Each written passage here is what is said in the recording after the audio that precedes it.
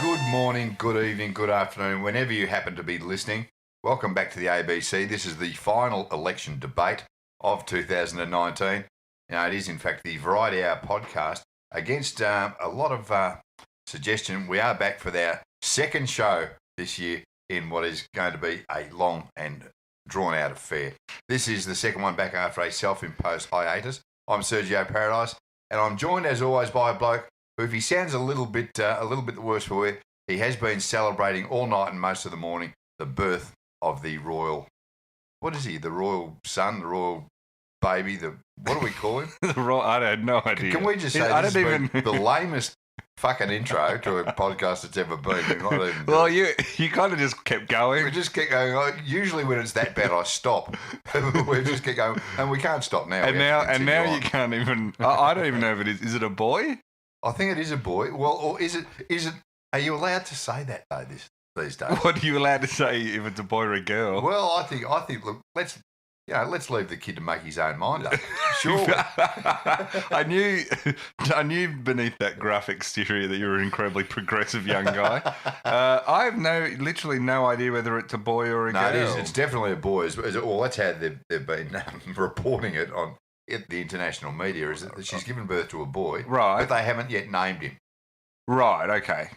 I'll ask you this: when do you think they'll introduce him to his grandfather, James Hewitt? See, I have no idea about.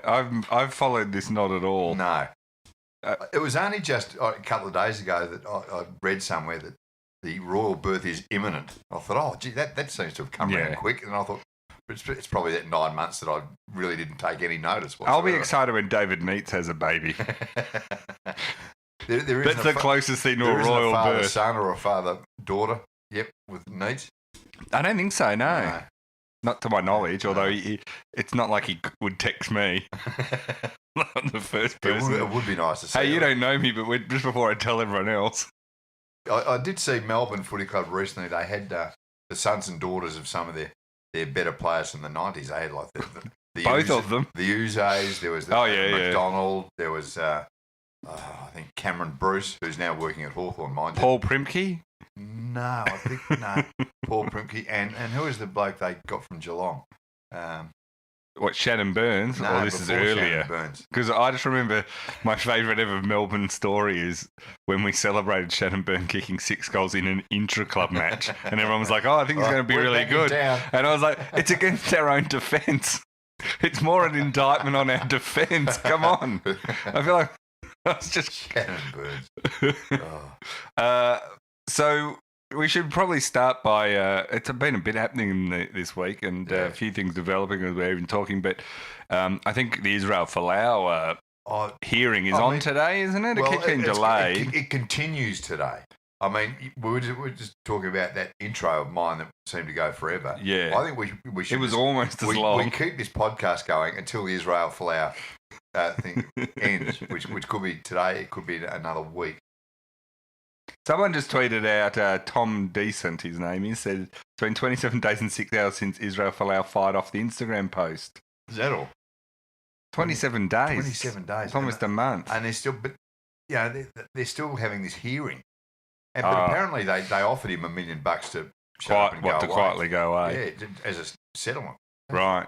Yeah, I'm thinking of tweeting. I'm thinking of tweeting something homophobic this afternoon. If there's $1 million in it every time. There's $1 million, I'll do it any time. I think you have to have a job to get sacked from. I think I have to have a Rugby Australia contract, which is probably a little difficult. And before we kick into what has been happening, I think we got some very nice feedback to last week's first podcast back. But I should stress that perhaps in retrospect, my brush with death was something of an exaggeration. People seem to think that I generally was. You told me you were. I know, but I think I was trying to crank it up a bit for comedic effect. It wasn't that bad. I was crook, but I wasn't that crook. You said to me it was touch and go. Well, touch and go. And now you're trying to warn about who's got angry? If friends rang you in a panic. It can be. Has someone banned? I know what's brought this on. What's that? Has certain pubs stopped serving you because they're worried about your health? Might just drop. And so now you're like, you go, no, it's just a joke, mate. I'm fine. Yeah, Give me a bucket of Coronas. I'm absolutely fine. You idiots. So have you had people contacting you? Oh, there was a fair bit on Twitter saying, like, we're glad that you made it. I said, well, it was never quite that bad. But it was a bit like that, because you did tell me that. It was a bit like that, but, it wouldn't be like me to exaggerate something in this format. Yeah, but you exaggerated off the podcast then. So just never... So this is the boy that cries wolf, because one day you're going to say, I'm dying, and I'll go, good on you, mate. That's true. I'm going to get another beer and come back and you're gone. Now, talking of great returns, Steve Smith and David Warner back in Aussie colours yesterday. Who were they playing for yesterday? There was an unofficial game in Brisbane playing for Australia, and I think it was against a New Zealand sub side, like Prime Minister's 12 or whatever, 11 or whatever. And there was sort of this thing where, basically Warner got 39 before going out, and then Smith came and was 22 before being caught behind. So they hardly seen the world on fire. In all seriousness, what was the point of the actual game? I mean, it's all warm up. It's just warming up for the World Cup and everything. Oh, of course, we've got the World Cup coming up. So what's interesting though is, I don't know, it's been a muted return. There's been a few. It has been fairly quiet. Yeah, there's been a few attempts by a few, Cricket Australia, I think, put out a thing saying more crap about seeing this podcast returning. But they sort of had the back in Australian colours and all this, and the thing that gets me about this is people keep saying, they served their time and all this, and they have served their time, absolutely. They still haven't answered any questions. No. So that's they never will now. Well, maybe they'll do it in a tell-all at some point, but, the fact they refuse to... They treated us all a bit like we're idiots. Yeah. Cricket Australia, too, treated us like we're idiots. That's the one thing that, while I agree they've served their time, they tried to lie, got caught out in it, then they refused to answer any more questions about, did it happen in earlier tests? Who bought the sandpaper? They won't answer any of these questions, so... I'm not that excited about them being back, because I think they've basically just lied to us. And, you kind of go, well, but do you reckon if they go bananas in the World Cup and we win the World Cup, we'll all be forgiven? I think, look, as brutal as the Australian public's reaction was when it happened, I reckon we'll be fairly forgiving if that is the scenario. What I also find it quite interesting is that Steve Smith seems to be and will be welcomed back by the Australian public more so than Dave Warner, because everybody kind of doesn't like Dave Warner. Everyone goes, geez, he can bat. He's a good player, but he's a shocking piece of work as a bloke. Whereas Steve Smith, a better bloke. Whereas if you look at the simple facts, it's hard to differentiate that either of them are particularly great blokes. Well, I think you can argue Smith was a one-off failure of leadership. True. By not stepping in and stopping it, and then trying to cover for Bancroft more than for Warner. But then Warner was vice-captain. That was a But that was Cricket Australia's of leadership. That was Cricket Australia's huge mistake, is appointing him in the first place. Yeah. I mean, blind Freddie could have seen that was going to be the worst idea. Imagine someone at your work appointed a bloke like David Warner. You'd be like, geez. Head of HR or the communications director, there's just so many. You look at Dave Warner's history and there's just so many things of what he's done. Seriously, he's there to open batting. That is all he should ever be allowed to do. Yeah, that's right. It's been amazing. So anyway, they're back and it's been a bit quiet, but that'll ramp up as we get into the World Cup. Oh, now talking of shocking blokes behaving badly, I know where you're getting at with this next story. What's that? Gary Ablett. Gary Ablett is... Now there's a bloke with a checkered past, with a horrible history of violence and lack of leadership. Well, I mean, he said during the week, because remember he was getting, or earlier in the week, or a couple of weeks ago rather, when he liked Israel Folau's post, homophobic post, which people are focusing on the homophobia, but on behalf of fornicators, why aren't people getting angry about that? Oh, we said he said all of it. He said of the 15 guilty parties in that thing, I think we pretty much closed up to 14 of them. I know, but people keep referring in the media as a homophobic post. Yeah. But I'm like, well, hang on. It's also it's a fornicator-phobic post too. So, you know, as a group. I ask you when's the last time you were fornicated as a fornicator. But when I last went to church, so to speak. Well, it would have been better if there'd been someone else involved, surely. Oh, well, now you're just making it. Now you're really turning it into a. I was going to say now you're stretching. Just turning it into a Rodney Rood routine. You know?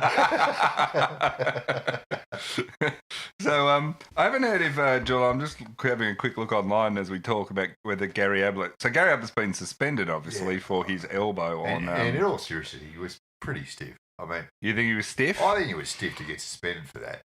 It was very clumsy at best, though. It was clumsy, and he did make. And it was a silly thing, perhaps, to connect. So he's going to challenge it. He's going to. He's officially. I mean, I'd be very surprised if they didn't. Geelong, surely. Yeah, they're going to challenge it. And so it was the clumsy forearm. It was described it to the head of Dylan Shield. It was graded by the match review officer Michael Christian as intentional contact with low impact to the head. So it was low impact. Yeah, came in as a 1-game suspension. Now the thing is, they're challenging it. Guess who they're playing? North. Right. I mean, well, I don't want to. Yeah. So you kind of look at that and go, would you bother? Yeah. I mean, but they got Dangerfield didn't look great, and Selwood was out this week, so you can't. You actually the perfect time to rest all your players is playing North. But again, I mean, Garrett, he shouldn't be suspended for this. You don't reckon he should? No, well, because he hit Dylan Shield. That's good enough reason for him not to be suspended. Yeah, well, there'll be a few people that I think were saying similar, like he should actually have been allowed to do it again. And I know there's in the AFL, they don't have provision for good behaviour, but you'd reckon his well, they do, because they do judge your past record. They judge your past if you've got a bad one, but they don't sort of cop you much leeway. So Geelong have got North and then the Bulldogs. So maybe that's why they don't care about rolling the dice. There's one danger game there against the Bulldogs. You reckon? Yeah. Oh, you never know. I mean, Geelong are due for a loss. They are. But so they are having a crack at it tonight, Geelong. They are. So that's going to be. Get off. Probably. It is Gary Ablett. If they do reverse it, it'll go back to a fine, won't it? Because he only got I think I wouldn't be surprised if it goes it's back not to a fine. 2 weeks to 1. I wouldn't be surprised if it goes back to a fine. But anyone that says they know what's going to happen at the match review panel or the tribunal is kidding themselves. Anyway, what sort of fine would be an appropriate deterrent to a bloke like Gary Ablett, who's been earning $1.5 million a year for about the last 11 years? $200,000. Get it out of his ashtray in the car. Yeah, $1,500 perhaps. It's exactly right. Change down the back of the couch.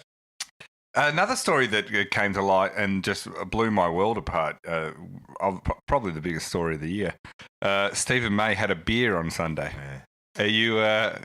Now, he's injured, so he is a bit of a thing of... This whole... Is there any medical basis to the fact that you shouldn't drink while you're recovering from an injury? Well, your doctor told you to stop drinking mid-operation.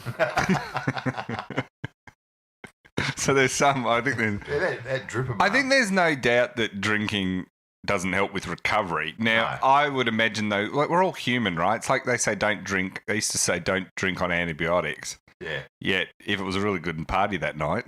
Well, that's right. I'm just saying we're all human, and it depends whether there's no. They said he had a couple of pints, sort of thing. It's not like they said he drank himself into a stupor. Yeah, it's not like he made a complete idiot of himself. I mean, look, this is where the footy clubs they do get a bit ahead of themselves, or Well, I don't think it was necessarily Melbourne. I think it was like this. Someone took a picture of it and released it. I mean, if you buy the story that he was kind of lazy and showed up not in 100% condition, then he trained hard but then injured himself, and then it's not a good and then he's now thinking Stephen May's point of view. It can easily be to say, well, but then I also think, like, I mean, I always jokingly say, it's about time we just kept these players in stables. Yeah, exactly. For their own safety, and so we can monitor everything they do all the time. Like, to me, this is just one where and I think this is what they've done. It doesn't look like he's going to get punished. No. They pull him in, they go, mate. Not a great look. Pull your head in. Pull your head in. As the great Trevor Marmalade said online yesterday, that injured players should drink at home alone. That is That's right. It's out in public. And see, look, I reckon with Melbourne, given how badly we've started off the season, after round 4 or 5, maybe get the whole list on the schooners for a Sunday. A bit of team Go bonding. back to the old ways. Yeah, have a pleasant Sunday I morning. would not be surprised if a team that, like, if you could do this as an experiment and a team just went back to the old ways, if it didn't end up, they actually played better. Yeah. Because I think there's such a tenseness and roboticness demanded that I think a lot of players don't respond to that at all. No. And really struggle. Like, there's no release. Like, if you work a stressful job that's not footy, who doesn't go and blow off steam at some point? Oh, exactly. And that's my point. It wouldn't have done Melbourne any harm to have a bit of a blowout like that. I mean, obviously you don't want to have a day on the schooners on a Sunday if you're playing in a Sunday afternoon match. that wouldn't be ideal. I don't know. The way some of the games have gone this year, I wouldn't be surprised if that's what actually has happened. But I tell you what, I think, speak on behalf of most Melbourne supporters, I think it will be good to see him come back and see if he's any good. And that's the other thing. If you're one of the lower paid players at Melbourne, which is most of the guys who are playing at the moment, actually, because all the big names are out injured, you got to wonder. Stephen May's turned up. He's getting paid, $800,000 a year. Could he? Too much to ask to stay off the schooners for a week. Yeah, I mean, I actually interviewed him on Saturday. I did Was he sober? No, I don't know. Well, was it the breast cancer? I did a charity event, right?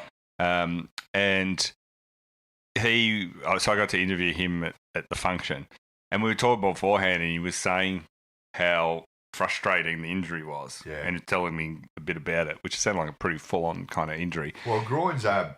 Well, it was all around that. It wasn't just the groin too, and so it was like all where his power and strength comes. Yeah. But anyway, so he was telling me how frustrated he was and what he'd been having to do and stuff. And so then the next day, when this story came out, a few people who were at the event texted me and go, "What did you say to him? Yeah. What did you recommend?" Yeah. You've recommended it highly. I said, mate, just quietly. You need to go out and just blow it off. Just get on the pot. Get on a few pints. And now, I'm no doctor, I said, but take it from I'll tell you what will relax those muscles. and to be fair to Stephen May, when it comes to, there's a lot of Melbourne supporters are going, "Oh, geez, what's going on? It's supposed to be 2 to 3 weeks. Then it's 4 to 5 weeks. And now they're talking 6 to 7. But groin injuries are a bit like that. They're not as predictable. Oh yeah, as a hamstring or a shoulder, where you can pretty much explain how long it's going to be. Mick wrote in, whose season has started worse, Melbourne or Sergio's? Well, I'd have to say Melbourne, since I've come good.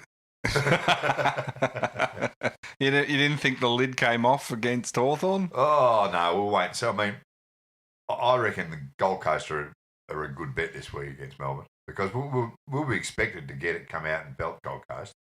And it simply won't happen. Oh, Gold Coast was serviceable this week. Well, they've been serviceable all season, I think, Gold Coast. They fought back. They were down a fair bit, and they fought back. But again, I wouldn't be putting my money. Having seen even Melbourne literally fall across the line against Hawthorn, I can't see Gold Coast being no shot. No, exactly. And the D still, I mean, the amount of forward entries that just go nowhere. And the amount of turnovers. It was look, this is where Alistair Clarkson was pretty much spot on in his post-match interview. Even though he came across as very salty. He did come across not happy with the whole result, but that's him anyway. Yeah. But it's certainly, watching the game, it did not appear to be two teams that are going to have much influence on the end result. No, I mean, Melbourne... It was ordinary footy. Hawks looked really far off. That's as an ordinary Hawthorn get up that I've seen for quite some time. Talking of this before we move on to the next thing, Melbourne had an interesting thing of near misses this week. Yeah. Christian Petrarca was training in the pool and had to be rescued. Apparently they do this thing. This is the Melbourne Sports and Aquatic Centre. Yeah. He was doing this thing where they hold medicine balls underwater. It's called an hypoxic session. I know my hypoxic session. Do you? So this is where you basically deprive yourself of oxygen. Yeah, you hold your breath. I think I've heard of this not as an exercise. This is also known as the Michael Hutchins. I was about to say, anything where you had to play around with your breath, you kind of wonder if it's going to be a good idea. So apparently he's under the water doing this. Yeah, and he basically he pushed himself a bit too far to the brink of unconsciousness. So at one point, while he was holding the medicine board underwater, he struggled to resurface, and so the session coordinator had to dive in and fish him out. It wasn't Stephen May, was it? So he's visibly distressed after the incident, they said. He actually played pretty well on Saturday, Petrarca. Well, so you think almost drowning him is the secret to getting a good performance out of him? I'm just disappointed that Melbourne didn't introduce this during the kneeled, Cameron Schwab era. I like how these players didn't go on the that pre-season tough camp. Yeah. Yet they're almost drowning each other at MSAC on the every. So that was another new miss there. That's that would be I mean, we're very happy that he was okay. Fine, yeah. For Melbourne to have a player drown at training would be one of the most Melbourne things in the history of time. And you can see it now in the papers. Number 2 draft pick drowns. Wouldn't be just demon star. And Melbourne fans would be like, "Oh, that'd be bloody right." There wouldn't be any like. That'd be right. Yeah, I bet we won't even be able to pick someone up in the mid-season draft to replace him. No, you wouldn't let Melbourne play. You'd pick up Jimmy Tumpus. Put his hand up. He's dreaming. I mean, old Jimmy. Yeah, get him back at Melbourne and repay the faith. It's not too late, Jimmy. Maybe he's just trying to see how many clubs he can get delisted from. Now, talking of new or absolute disasters, Fremantle and Adelaide. Did you see this game? I didn't see it, but I must admit, like a lot of others, I had a look at the app late in the day and thought, surely that's not the final score. Now, I said this is one of the worst games in history. Yeah. And then a bunch of people said... hard to argue with, surely. Well, a bunch of people said to me, you obviously didn't watch it because it was a very tight game and very exciting. And I was like, really? No. Was it a good advertisement for the 666, do you think? Well, someone wrote in and said... Hawkboy wrote in, did the high-scoring and free-flowing exhibition of Aussie rules in Crows versus Dockers vindicate the 666 rule? Because so basically the Dockers were held in the second term, so they both, I mean, it was all over the shop in terms of the actual game. So to give you an idea, and I'm just going to bring up, I don't have the quarter time scores open in front of me, but so it ended 51-34, right? Yeah. That was with a flourish at the end, basically. In junk time, they kicked some goals. Yeah, basically Adelaide pulled away. So it was an absolute dirty, scrappy sort of Ross Lyon ruined. Like? They weren't that bad for what it was. Okay. So the Dockers, so to give you an idea of how bad it was, the Dockers were held scoreless for the entire second term. Right? Right, second quarter they didn't score. Yet they still led at half time because the Crows only managed to kick 0.3 in that term. So between two AFL teams, they kicked 3 behinds in a quarter. Oh. It's the fifth lowest scoring second quarter in VFL AFL history and the lowest in 31 years since St Kilda and Collingwood scored 3 points between them in round 12 in 1988. 1988, I'm only guessing here, but I'm tipping. It was at Moorabbin, and St Kilda would have watered the ground the night before. To within an inch of its life. My old man in the late 80s, he was CEO of St Kilda, and it's true. He used to get out there on a Friday night with the hose. Him and Travis Pays will get out there. They'd get a dozen beers out of the fridge. Yeah. And they'd get out there. They'd drink the beers and then stand there with a hose and do from centre half forward to centre half back. True story. So I'm just looking at the quarter time scores. So in the first quarter, it was 1-3 to Adelaide to 2-2 to Fremantle. Then Adelaide shot up to 1 goal, 6 points. Fremantle didn't move. And then finally you had 5 goals 9 to 3 goals 2, and then 7 goals 9 to 5 goals 4. So it was an absolute 42,000 people went and all deserve to get compensation for having to watch it. So a few people said to me, "Oh, you're just not used to tough contested footy with great backlines, and as a Melbourne supporter, and I said, you're absolutely right about that. But that doesn't mean I don't recognise. Yeah. Well, it was tense. I'm not saying it wasn't close and tense, but I mean, if I like a level of competency in my football to call it a great game, and it just Ross Lyon is single-handedly trying to ruin football, and always has. And he's single-handedly trying to ruin post-match press conferences too. Yeah, he was really narky in that, wasn't he? Yeah, for years, but he was particularly narky this week. Yeah. Ben Wesley wrote, should Freo's game be ruled as a war crime under the Geneva Convention after Sunday night? It's a fair question, but... Well, I've long said Ross Lyon is basically a war criminal. A war criminal. If he comes out and says he was just following orders, that would march him straight to the gallows. It was terrible. Like, it's... I'm sorry, I missed it now. It was funny. Yeah. Don't get me wrong. It was I was laughing all the way through it, but it was just inept. It wasn't probably a great example of Sunday night games. No, you wouldn't. For the Sunday night game. No. Carlton have reverted to being Carlton. It didn't take long, did it? Well, remember they had that win and it was like they're turning the corner and a new dawn had arrived. And I remember a lot of Carlton supporters, not that I hold a grudge, got very stuck into me because I bagged them a lot. Yeah. Which I bag everyone. It's just Carlton give me a lot more opportunities than other clubs, except for maybe my own. Except for Melbourne. So it did look like it was looking up for them, didn't it? But then this game was just appalling. Like, I was watching it going, this is even bad for Carlton. I watched the first quarter and a half. Yeah. And thought, they cannot get their hands on it. And they're making North look like a good side. Oh. They're making Ben Brown look like, John Coleman, Gary Ablett Senior. Yeah. He ain't that good. They were shocking Carlton on the weekend. Oh, it was, and North have been so bad. Yeah, exactly. That's what I'm saying. That North actually looked, when Jack Zeeble was running around getting possessions at will, that the opposition is really battling. They were a very young side. Like, they had an incredibly young side in Carlton. Yeah.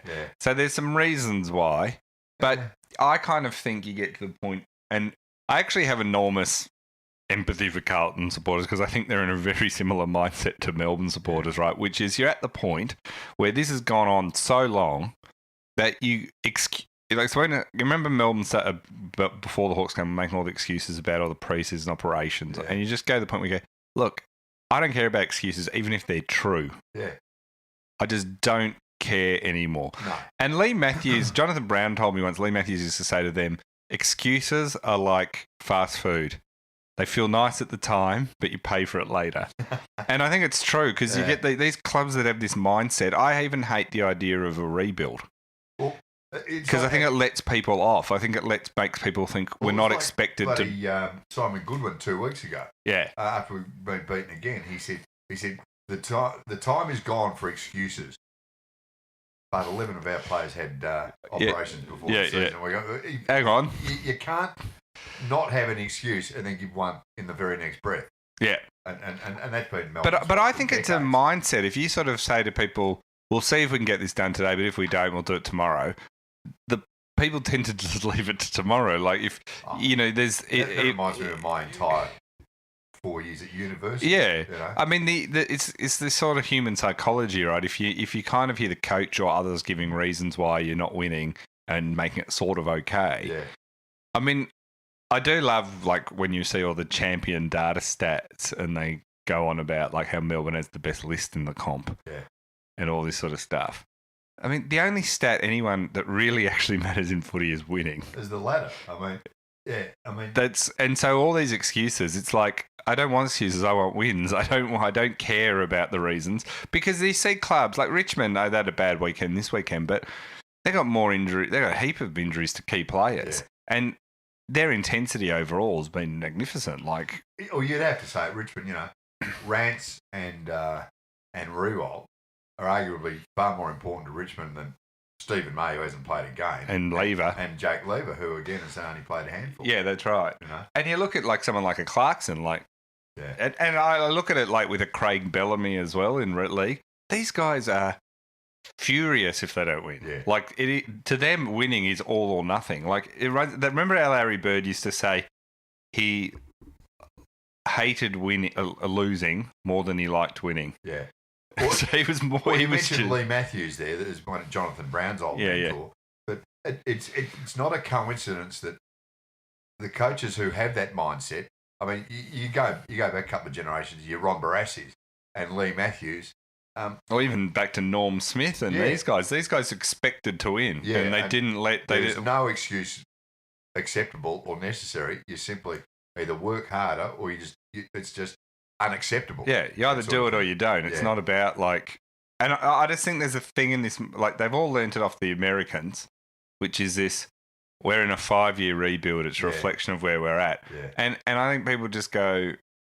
I think it's human nature to go, all right, well, we'd like to do well, but we're in a rebuild. Yeah. And it's like, no, you're not in a rebuild. You got to win. Yeah, if you've got a 5-year rebuild, how about I not pay my membership for the next 4, and I'll only pay it when you get there. Yeah, and nobody's going to do that. But yeah, I think you're right.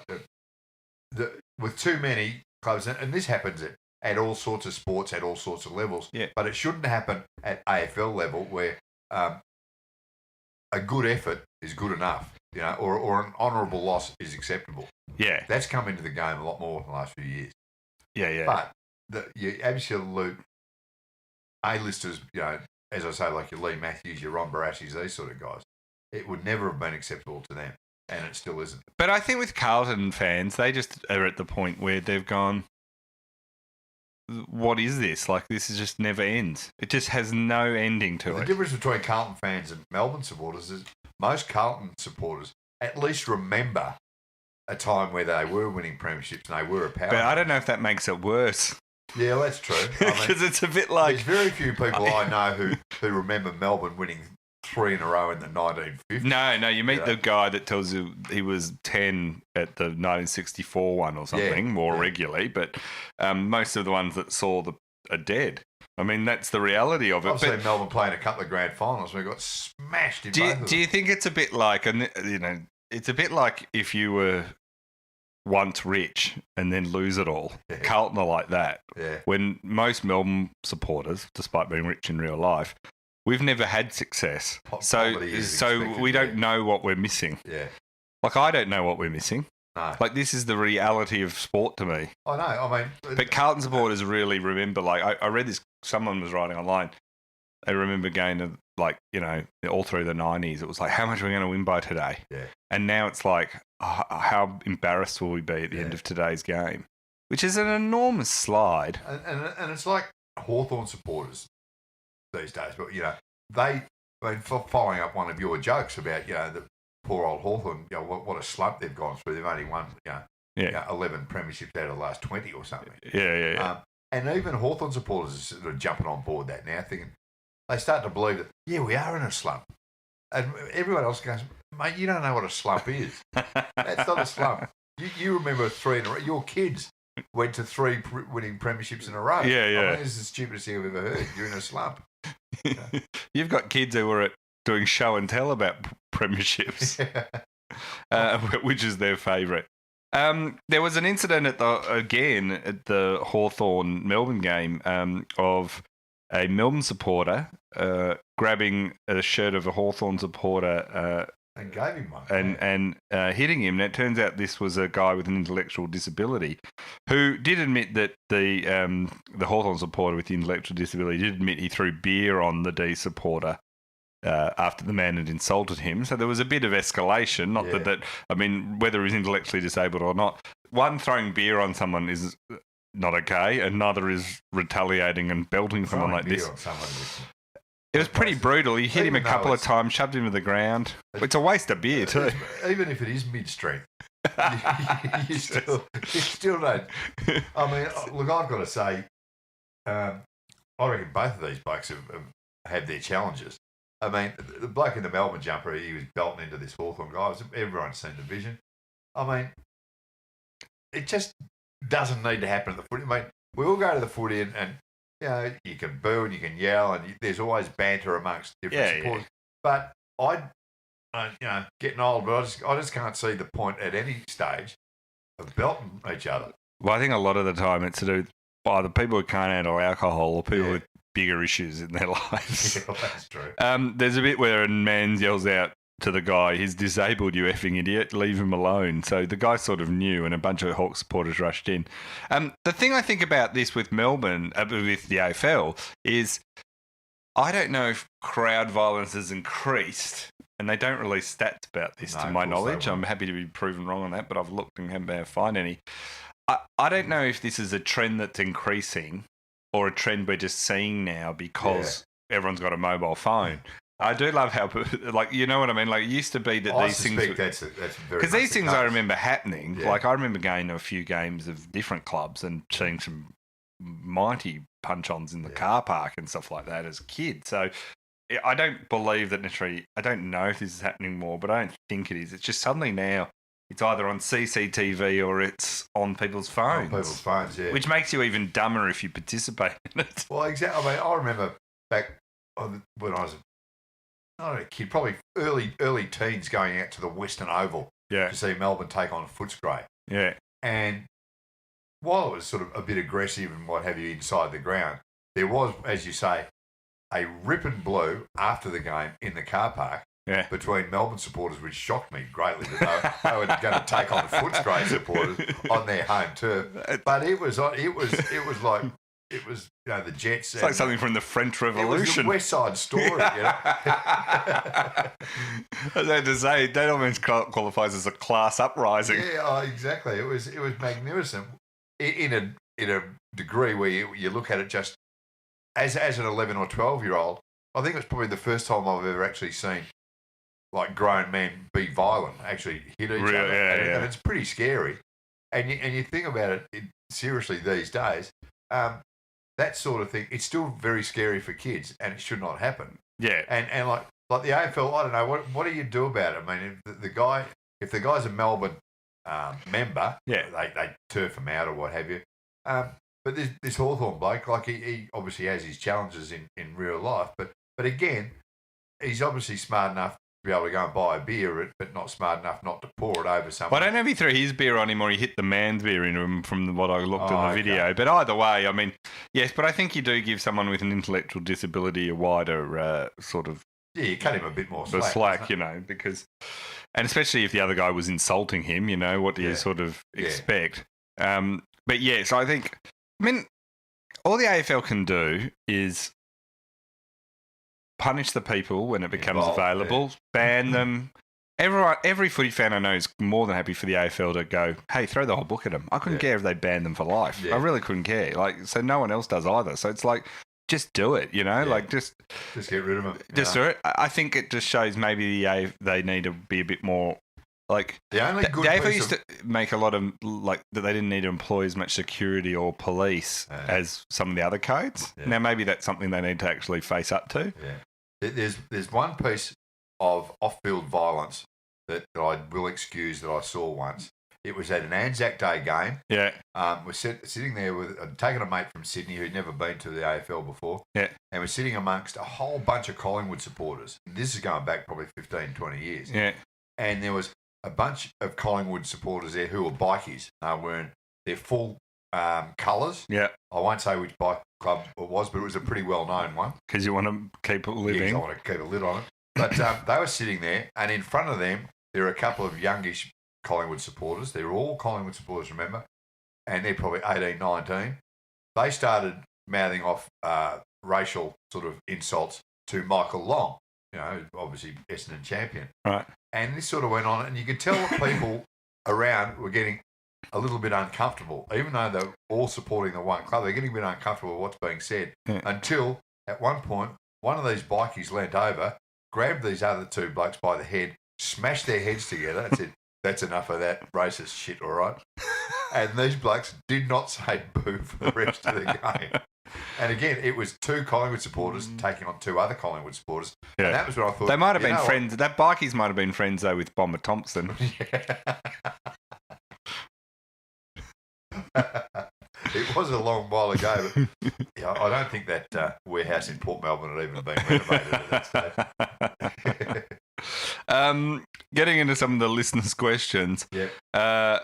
J.N. Bafia It says, contest to ask, what's the most damning indictment on a footy club's form? The players having an honesty session or the coach publicly receiving the full support of the board? Oh, it's a good question. I got to say full support of the board's probably the worst. You can have an honesty session and it might be... And nothing really comes of it. Full support of the board means you're dead. I love the idea of an honesty session. Yeah. It's like, well, guys, the dishonesty sessions have not worked. It's time for some honesty. Well, maybe Stephen May was having a one-man honesty session. Yeah, exactly. You know, getting the full support of the board, that's when you're really the coach is about to be sacked. That's dangerous. Only Cyril can do that, wrote in. Do you boys have the number for the tribunal? I'm in strife with the missus and I'd like to get it downgraded. Calling yourself only Cyril can do that's probably not going to help. I tell you, there's never, in your entire life, has there ever been any consistency from an AFL justice system? You know, whether it's a tribunal, match review panel, match review officer. Question. I mean, no, never. Simple answer to that is no. It's like looking for love in all the wrong places. We keep searching for consistency in the AFL tribunal system, something that has never existed, and maybe it can't. I don't know. They tried to by introducing just a single person as the arbiter of these things. Yeah. It used to be, it'd be a committee or a judging panel. Yeah. But now they've just put it all on the shoulders of one bloke. And it's made it even more inconsistent. But you're right. But it might just be an impossible task. Maybe every incident is slightly different. Every 5 minutes. Yeah, as well. It does make it an impossible task. Yeah, you're not It's like if you compare the metric system to the imperial system, except they change the system to a new one every few years. So you can't even go back and... Because it used to be you had all points and all these, I mean, it's a good analogy. I mean, it'd be like changing from kilos back to pounds and then back to kilos. Then to some new thing that no one has ever heard of. Richard, who is a Hong Kong foodie, a long-term writer to us, hoping medical expert Dr. Serge can help answer this. When someone does an ACL and they go for Lars surgery, is the procedure named after Lars Ulrich, the drummer of Metallica, or is it performed by him? Well, Lars has always been seen as a bit of a knob, hasn't he? Lars Ulrich, he is regarded in hard rock circles as possibly the worst drummer ever. Yeah, right. He's not other drummer. I read this in Rolling Stone a few years ago. I can't even remember who it was, but a lot of drummers got together and they all agreed that Lars was the worst. I'm not sure. I reckon it's hard to tell with drummers because they're not musicians. But just going on that, I would not let Lars Ulrich near my knees in with a million of drumsticks, let alone a scalpel. There was that famous story that Dave Grohl tells where when he was touring with Nirvana back in like 92 or 93, they went to New Zealand and on their forms, their manager had filled out all the forms for their entry into through immigration, and he noticed that on Kurt and Chris's they had musician, on him they'd written occupation drummer. Drummers get very touchy about that. Luke Wilson said, when Serge was sick, did he throw up in a Corona branded bucket? I didn't, but it's a good idea. There's a branding opportunity if the people from Corona are listening. Imagine that.